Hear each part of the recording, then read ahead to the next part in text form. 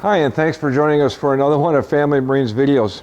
My name's Tom, and today we're going to be talking about a Barletta. This happens to be a model called a Cabrio 24UC. 24, of course, means that it's 24 feet long. And the UC, the U stands for the Ultra Lounge, and the C stands for the co-pilot. That's on the inside of the boat. We're going to get to that in a little bit. So what I'm going to do today is I'm going to start on the outside of the boat. I'm going to talk about the features that this boat has. Then we'll move to the inside of the boat, and then we'll talk about some pricing. So starting on the outside, one of the first things you'll notice is that this is an extremely attractive pontoon. Golly, the lines, the styling, it's just, it's exceptional. Now, we all know there's a lot of good pontoons out there. A lot of them are very acceptable. We feel that the Barlettas are absolutely exceptional. The way that they build their boats, the chassis that they use, the construction materials, the way that they build it is just over the top.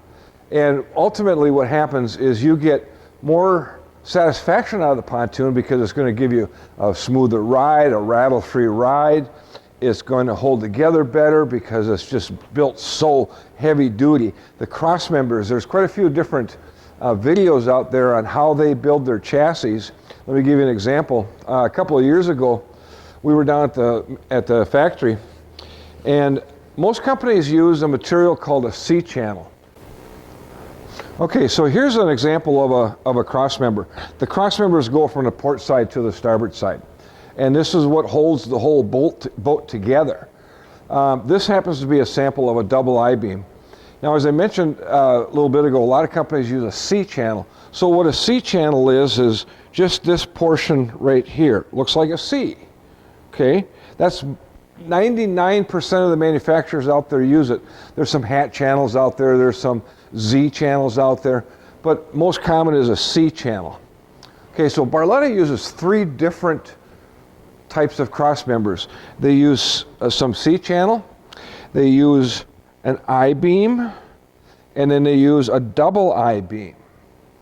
So when we were down at the factory a couple of years ago, what we did was we took a piece of C-channel, an 8-foot long piece of C-channel, we put it in a vise down here, and I took a pipe wrench down on this end, and I could just spin that C-channel. It was very easy to twist, right?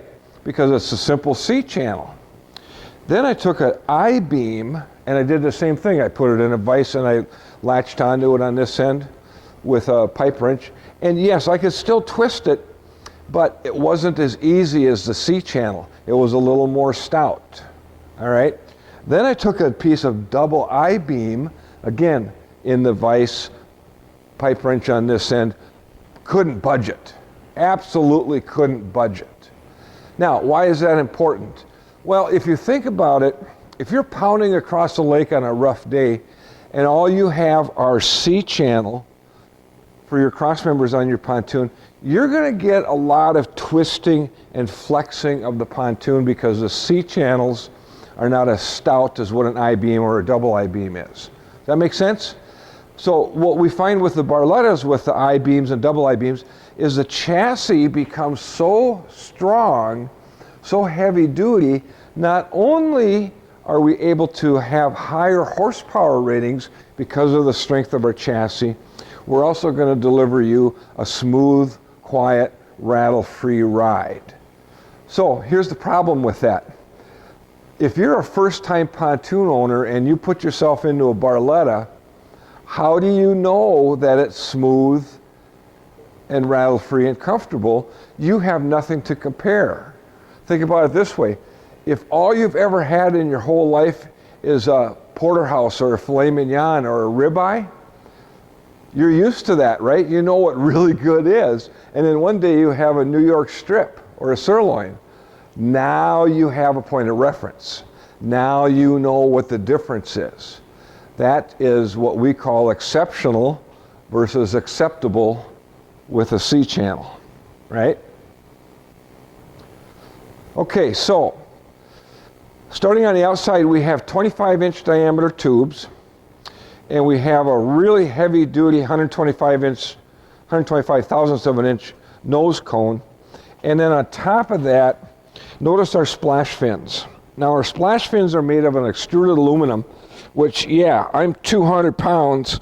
I can jump up and down on that. That's how stout that splash fin is. A lot of companies out there are using a sheet metal splash fin. You can't stand with 200 pounds on a sheet metal splash fin. It'll just bend right down. So the reason that that's important, often we see boats coming into our service department with sheet metal splash fins, and they've been up against the dock, and that sheet metal is just peeled right back, and now you have sharp edges, right? I don't want my kids swimming around that. It's a safety feature. With this extruded aluminum, odds are if you hit the dock with it, you're going to bend the dock, not the extruded aluminum metal. Okay, this particular boat has what we call a blackout package. That's where this rail, the rub rail, the skirting, and the bimini top frame is anodized black, where normally the standard is what you see out there in most boats is the anodized aluminum, kind of a silver finish. That's the standard. So we upgraded this one with the blackout package. You gotta admit, it just looks really attractive. Oh my gosh, it's gorgeous. Up in the bow of the boat, we also have our pop-up stainless steel cleats. And Corey, I don't know if you can see it from where you're at. This is a stainless steel corner casting. We use stainless steel there instead of aluminum because of the strength. We have our LED docking lights. We have our boat bumper clips. So what are the boat bumper clips? There's 4 of these, 2 on each side. And you tie your boat bumper to this, and you have your boat bumper hanging down right here, so it's between the rub rail of the pontoon and the dock, and that way you're not banging up your boat. And these are easily quick disconnect, right? You can pop them on and off. So when you're done being tied up against the dock, you just hit the little button there, pop it out, throw it inside the boat, off you go. All right? So again, there's 4, 2 on each side. Coming down the side of the boat, this is exclusive to Barletta. It's called a doggy dock view. You can't see it from where you're at, but when we get inside, this is kind of like a mesh screen and you can see right through it. There's also one in the bow gate. Now, the main purpose is for your dog to look through it and enjoy himself. But what we find what happens is when I'm pulling into the dock and my gates are closed, I can see through those. I can see through that front gate or this side gate to see where I'm at, so I'm not banging into the dock, right? Here's another clip. This is a 24-footer, so it actually has 3 boat bumper clips on each side. Now, another thing that we've done, because this is an ultra lounge where our fencing swoops down, normally this back end would be open here. And normally you could not sit here on the back bench seat and ride across the lake. It would be illegal. You have to be enclosed. So we have the option of what are called stainless steel stern safety stanchions with chains added to this boat, so that now you can sit back here and ride and be legal and be safe, more importantly. That's the whole purpose of it. Now, part of the stainless steel stern safety stanchions is the ski tow pylon. All right? In order to have the change latch to something, you have to have a ski tow pylon. So the beauty of that ski tow pylon is, yeah, we can tow tubes and skiers and wakeboarders and e-boarders. A lot of ski pylons out there will give you a weight limit, and you'll find that if you put too big a tube back there with too big a riders, you can easily bend that ski tow pylon. This one we've yet to have a failure on. Okay, here's an example of that doggy dock view that I talked about. You can kind of see through this right here. As I said, it's kind of a mesh screen. You notice my hand back there. You can see my hand. You can see the white wall back there. So from sitting at the driver's helm and being able to look through there or the side gate to tell where the dock is really a nice benefit to have. Okay, now, as I mentioned earlier, this is a 24-foot. And the truth is, the only difference between the 24-foot and the 22-foot is the size of the bow bench seats. Now, if you take a look at this pontoon, you can tell that you can easily sit 3 adults up here, maybe 3 adults and a young child. Where if this were a 22-foot, and we'll show you an example of that in our next video, the 22-foot only allows 2 adults up front and maybe a small child. So we have a lot more room in the bow seating area of the 24 UC than we do the 22 UC. But truth is, every feature between the two sizes is identical with the exception of the bow bench seats. That's the only difference. Again, up in the front, we have a couple of stereo speakers mounted in the base of the seats. And notice how Barletta puts a fabric down here, okay, with a foam behind it. This is actual fabric. What's becoming popular today is to leave that raw plastic. And although some manufacturers have done a pretty good job on getting some decent designs in there, it still gives you that raw plastic look. I'm not a fan of that. I like a seat base that is finished off like what you see in this Barletta. Just looks that much more attractive, looks that much more finished. Up over here we have a dual USB jack. That way if we want to charge our cell phones, the kids want to charge their cell phones, they can. Now here's the thing that I like about the bow seating area.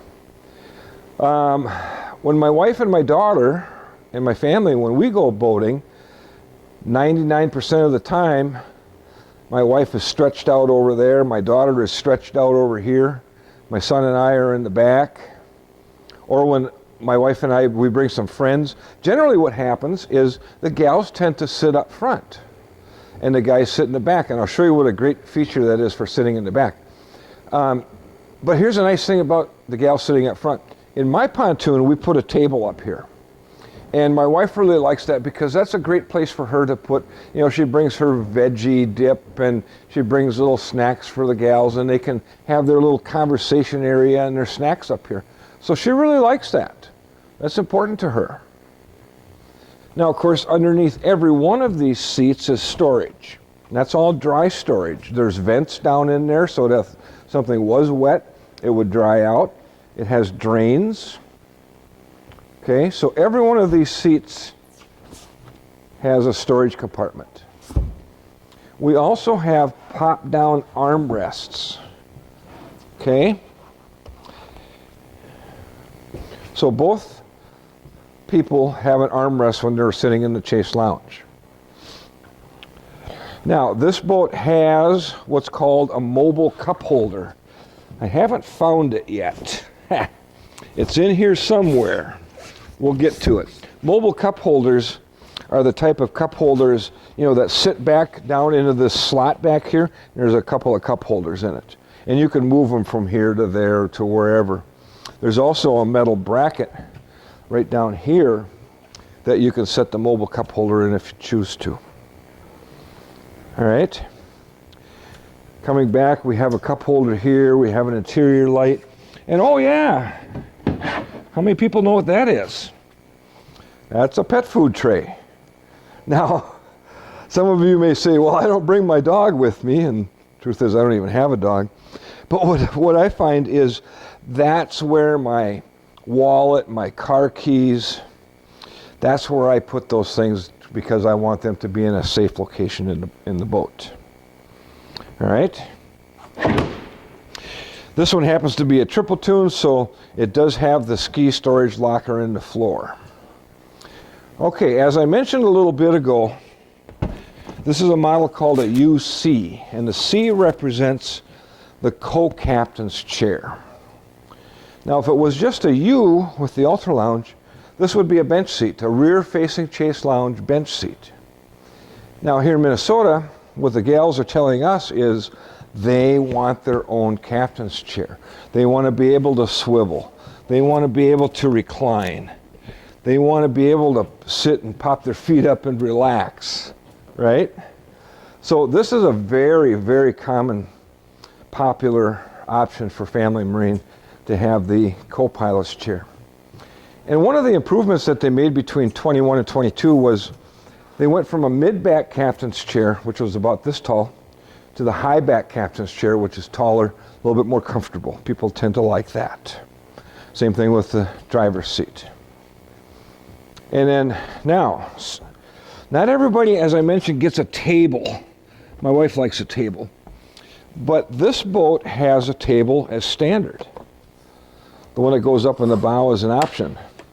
There's two of these legs, and you can pop that leg down. Those legs are adjustable. And now you have a nice place for, say, veggie dips and things like that. And I didn't mention, but under here is a trash can. And now we've got our owner's manual sitting in it. Okay? So that's a really neat feature to have. You don't have to buy an extra table if you don't want to. Again, because this boat has it as standard. Over here we have a cell phone holder with a dual USB jack below it so you can charge your phone. A couple of cup holders there. Okay, moving on to the Feast de Resistance. The Ultra Lounge. Oh my God. The Ultra Lounge. It's miraculous, I'm telling you. People absolutely love it because it's so functional. Oh my gosh. Let me give you an example of what I mean. Now, as I mentioned earlier, the gals tend to sit up front and the guys tend to sit back here. So if the guys are sitting here and here and here, I can get three guys right across this bench seat. And now we can talk football and baseball and blah, blah, fishing and blah, you know, all that kind of stuff. The guys' stuff. Cup holders. It's just makes a very comfortable cockpit seating area. A conversation pit, if you will.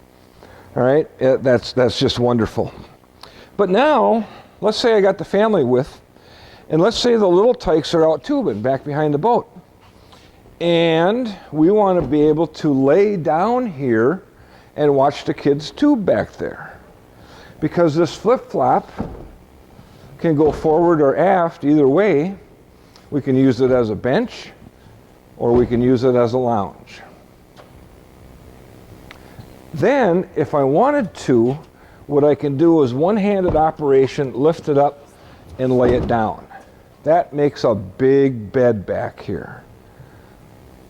So the teenage gals really like that because they like the suntan, right? Now, what I can also do is, if I wanted a forward-facing chase lounge, I can pop these cushions up, and now people can lay facing forward. Right? Isn't that nice? Now I'll show you something that my wife and I do a lot. When we go over to the sandbar and we anchor, sometimes we have sea legs on our pontoon. We lift the boat up on the sea legs at the sandbar. We like to lift these cushions up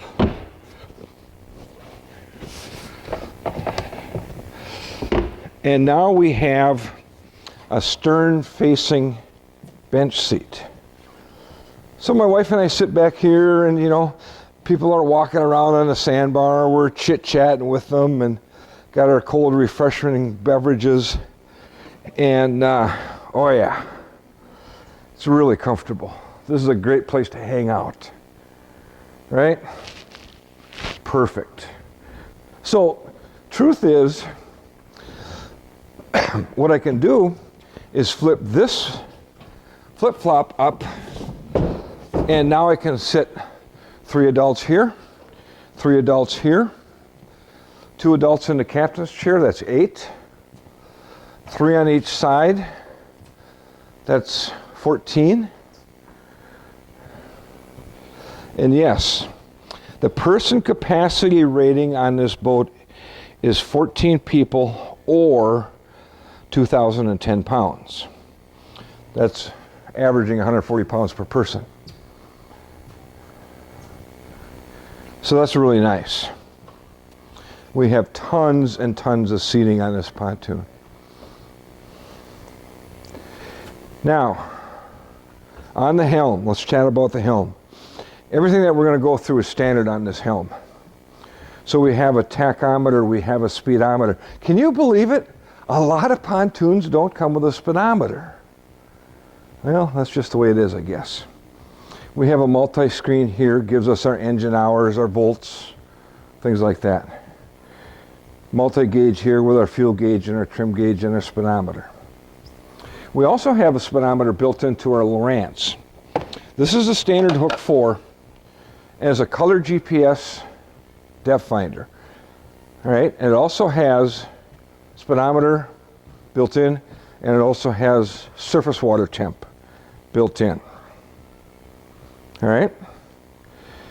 Down below, we have another cell phone holder with another USB jack and an 1/8 inch jack. So no matter what cord that you have for your cell phone, if you want to listen to your cell phone on your stereo, you can either do it Bluetooth or you can use your cord and plug your cord into there. And these are all of our accessory switches, horns, navigation lights, etc., etc., etc. All right. Control handle is here, trim and tilt button, ignition switch, safety switch, and the up and down for the power bimini. Oh, I did not mention, all Barlettas come standard with a electric power bimini. So that switch controls the bimini top. So if I wanted to lower the bimini top, all I have to do is hit the down button, and this bimini top will go down, will go up. If I wanted to open the bimini top, I lower it down, I take the boot off. This is called a boot. It is unzips. Then I hit the up button, and this bimini top will lift up, and it'll open up. And then once I get it all the way open, I take these heavy-duty extra bars and clip them into the center, and that's what holds the bimini top open as I'm ripping across the lake at 40 miles an hour. All right? Some companies don't have these bars, and what they'll have is a sticker on the bimini frame that says, "Do not exceed 25 miles an hour." Well, think about this. If you have a bimini without any support bars in the front, and you're ripping across the lake at 40 miles an hour, is it possible for this thing to catch so much wind that the thing could rip right back? You bet it is. I've had that happen. That's why Barletta adds this extra bar, clips into the fencing, the railing right there, and that's what holds it open. You got two bars on each side coming down. That's what holds the thing open so that you can go at high speeds across the lake. Some of the other things I want to point out, I mentioned earlier the strength of the pontoons. A minor feature, you might think it's minor, but it's actually quite relevant, is this bracket right here. Now you'll notice this screws into the floor and it comes all the way to the top of the fencing. And what ends up happening is that becomes very, very stout, very strong. Some companies have an aluminum bar that bolts in here and angles down to the floor. It's a $1.50 item, right? And what happens is this piece of fencing becomes very flimsy. Some people use more of the same version of this, only shorter. Premier, for example, they have the same version, but it only comes up to about here. And it's not as stout as what this is. We also use a full-length piano hinge instead of individual hinges for the gate. And the reason that we do that is because we don't want rattling. We hate rattles. I have had other brands of pontoons on the water, and I'm moving across the lake at, say, a slow speed, and the engine vibrates a little bit at slow speed, more so than it does at high speed, and I get gate rattle. Here I don't have that. Because I got that stainless steel hinge, full length. I've got some foam right in here. I've got a super strong fence bracket that supports it. I don't have rattles in the Barlettas. I like that.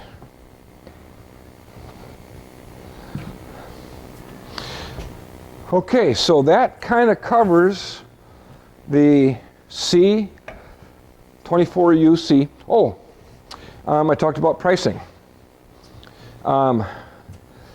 Pricing is going to vary. Golly, right now I really hesitate to tell you what MSRP is because things are changing so fast in that world.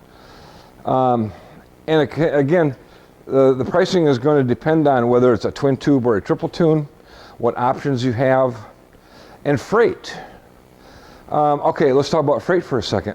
All MSRP that you see on manufacturers' websites do not include freight or dealer prep.